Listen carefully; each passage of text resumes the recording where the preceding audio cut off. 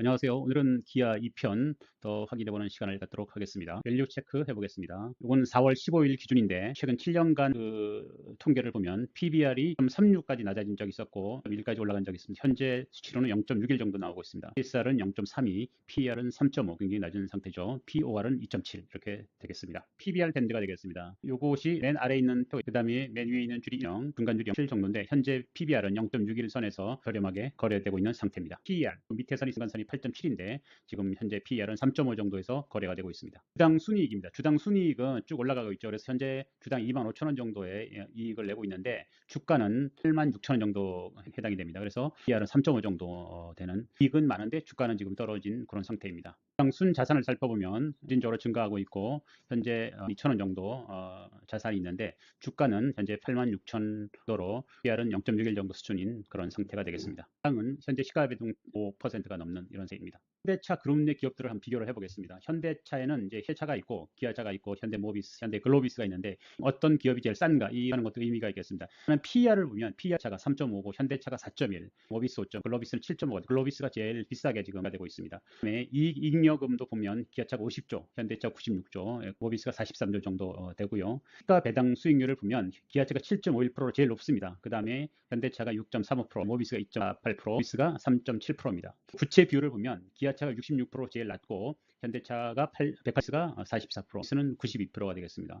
그 종합적으로 볼 때 배당도 많이 주고 부채 비율도 낮은 기아차가 제가 보기엔 제일 좋은 상태가 아닌가 생각합니다. 현대차 제가 100%는 다른 측면이 있는데 현대차 내에 캐피탈이 있습니다. 현대카드하고 금융회사가 있으면 이 부채 비율이 좀 올라갑니다. 그거를 해줄 때 이제 빌려서 대출해 주니까 의미가 없을 수도 있는데 한 번 더 검토를 해봐야지 정확한 건 알 수가 있겠습니다. 글로벌 자동차 그룹들과 밸류에이션을 비교해 보도록 하겠습니다. 글로벌 비교를 해도 저는 굉장히 훌륭하다 이렇게 말씀드릴 수가 있는데 두 번째가 기아차고 일단 PER 먼저 보면 PER이 첫 번째 24년, 요거는 25년 예상인데 3.9로 제일 낮습니다. 25년에도 3.2로 낮게 평가되고 있고 PER은 0.4로 랑 비슷합니다. 그리고 ROE도 보면 제일 높습니다. 기아차가 10% 정도 되고 25년에는 10% 예상입니다. 그리고 세 비율은 기아차가 압도적으로 탑으로 낮습니다.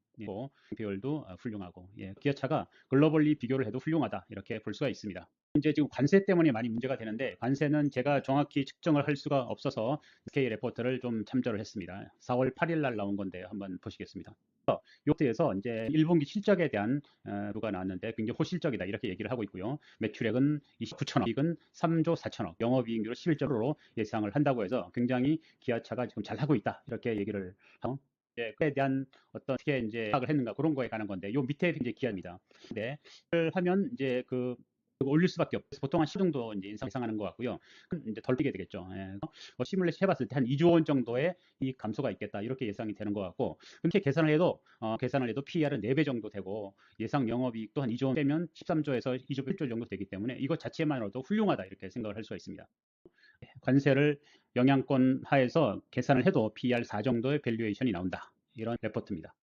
해보겠습니다. 기아의 월봉 차트인데 요게 20입니다. 그래서 지금 마지막이 지금 86,150원을 음봉을 그리고 있는데 엔벨롭의 지지를 받고 반등하는 그런 모습입니다. 그리고 홍상 스토캐스틱도 이제 바닥을 찍고 좀 올라가려는 그런 모습이 되겠죠. 그거 보면 요 붉은색이 이제 지지하는 그래서 선을 나가는 이런 모습이 보고 있습니다. 근데 주간 차트도 이제 역시 갤럽 하단에서 지지를 받고 있는 모습이고 또 역시 20선에서 이제 하단을 달리는 모습입니다. 차트입니다. 그래서 혼란스럽게 근데 어쨌든 일부 스토캐스틱 바닥 쪽 올라가는 모습 보여서 이제 반등을 단기 바닥을 다지고 있는 중이 아닌가 이렇게 생각이 됩니다. 차트 살펴보겠습니다. 이건 코스피 월봉 차트인데 제가 지난해도 이제 말씀드렸었지만 120월선을 이제 이렇게 가는 그런 모습이다 이렇게 볼 수가 있고요. 차트 단기전 거의 뭐 박스권 비슷한 것처럼 보이기도 한 그런 모습입니다. 차트인데 코스피 차트가 재밌는 거 나왔습니다. 여기 갭 하락으로 떨어졌고요. 그 다음에 올라갈 때 갭 상승으로 올라갔습니다. 이런 모양을 섬골 반전이라고 하는데 아일랜드를 섬 모양처럼 이렇게 떨어져 보겠습니다.